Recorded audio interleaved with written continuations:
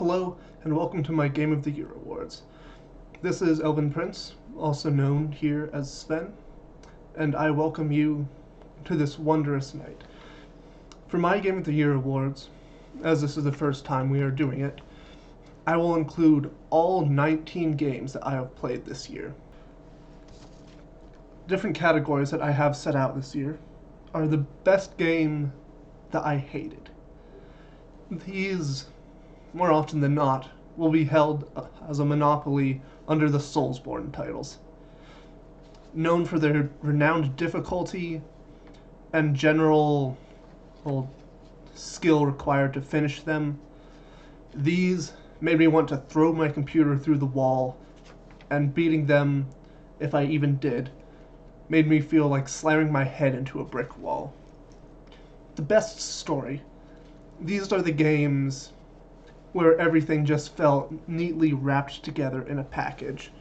Nothing too extravagant necessarily, but if it was laid out in a nice format, this is what would win. Now we have a game that stoked the most emotion out of me. The one that made me cry the most, smile, laugh. From there, we'll have to see what comes. Fun with friends. Playing games with your friends is one of the greatest things ever to do with life in general. Oh. Some games might not be the most stable, even after being out for a few years. We have a few games that were runners-up in that category, but only one crashed so much that I had to stop playing it. And finally, before we move on to the Game of the Year, the most coveted title I can give out for the next 8 years, because then we're going to be moving into Game of the Decade. The best series award is for games that are all strung together by either one character or group of characters. This measures the constant niceness and overall quality of the games as a whole. One game might be stronger than the others, but all of them hold a special place in my heart. For a game I most replayed, this is one that I kept coming back to over and over again. Be it for I was working on it for a video, or I just love the game so much.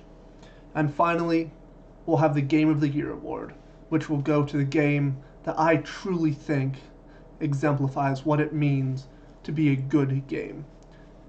Now, that game might not have come out in the past year, or maybe few, but it's the best game that I played this year.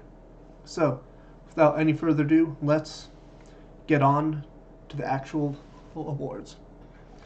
The best game that I hated is one that makes me want to tear my hair out, throw my computer out the window, and playing through it made me feel like I was slamming my head into a brick wall ad infinitum. But I kept going, and while I did not beat it, I've been hacking through it piece by piece.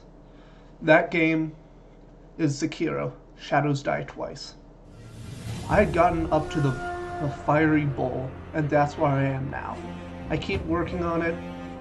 I'll hopefully get it next year, and that is one of my goals for next year. Hopefully stream a bit more, and Sekiro: Shadows Die Twice, the best game that I hated, will be on that list of things I need to stream. For a game that deserves the Best Story award, it needs to have all the same moments that the most emotional game does, but it also just needs to be wrapped together tighter.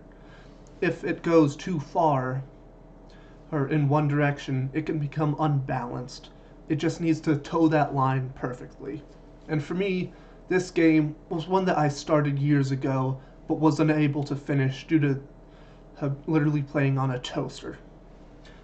This game holds a special place in my heart, and you will see again later, is The Witcher 3.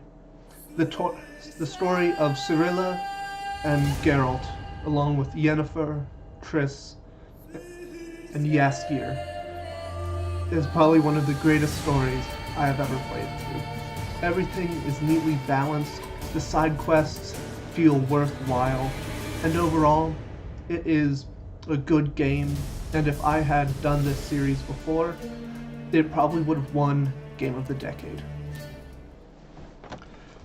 Next up, we have the game that stirred the most emotions out of me. We're going into Night City with CD Projekt Red's Cyberpunk 2077. If I also had an award for Most Improved, it would go to this game. From the buggy, messy start in the beginning of its launch to what it is now, which is still slightly buggy, it was one of the best games I have played. Going to Jackie's funeral, saying goodbye to V and Johnny one last time before finally leaving Night City a nomad once more.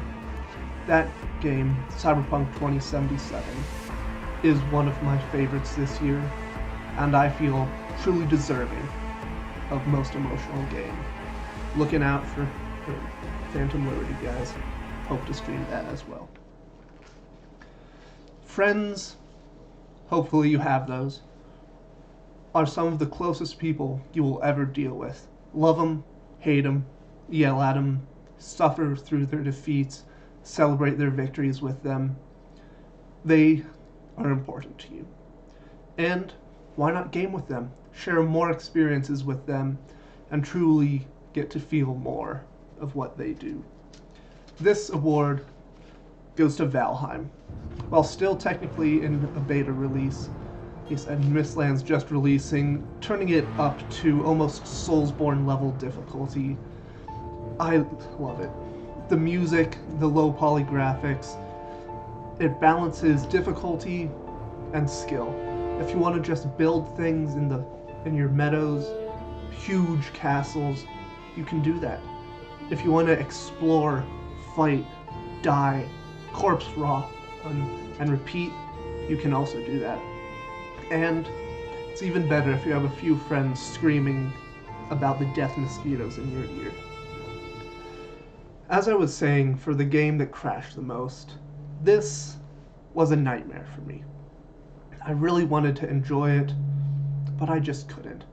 There was too much going on that did not work. The game would run for about 5 minutes before it would crash. It took me 2 days to get through the tutorial area, and that was with constant playing, purely due to it crashing and me having to reboot so often. That game goes to Assassin's Creed Odyssey. If it was not an Assassin's Creed title, I feel like, from what I have seen, it would have done so much better. But since it was burdened with the expectations of being an Assassin's Creed game, it was dragged down by that burden. Now, for the best series. This is a group of games that excelled at what they did, telling the story of one single character, or a group of characters. In this case, it tells the story of Ezio Auditore de Firenze.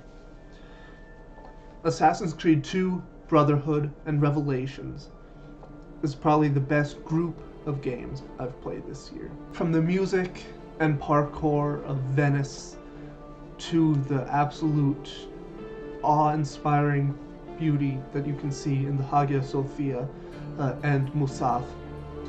This is a game that I would gladly play again if I weren't trying to go through a few more games. For game I've replayed the most, this is a game that I keep coming back to for one reason or another. In this case, it's because I keep procrastinating on putting out that retrospective on it, and I need to refresh myself. That game is Fallout New Vegas. A wonderful tale of Courier 6 wandering about the wastes and changing it forever. The Mojave is a great atmospheric time, and personally, the house always wins. Now, we have the big award of the night. Best Game of the Year. This is the game that I felt balanced it all. Properly telling a story, amazing visuals, music, made me feel at home, and just inspired that feeling of joy. We have Witcher 3 Wild Hunt. This game has quickly become one of my favorites now that I can play it in frames per second as opposed to seconds per frame. Thank you for joining me on this night. I hope you have a wonderful new year, happy holidays, and I wish you the best of luck going forward. Join me again next year. We hope to do more anime reactions, more fight scene analysis, and play more games, hopefully with you as a live audience. So, until next time, this is Elvin Prince, signing out.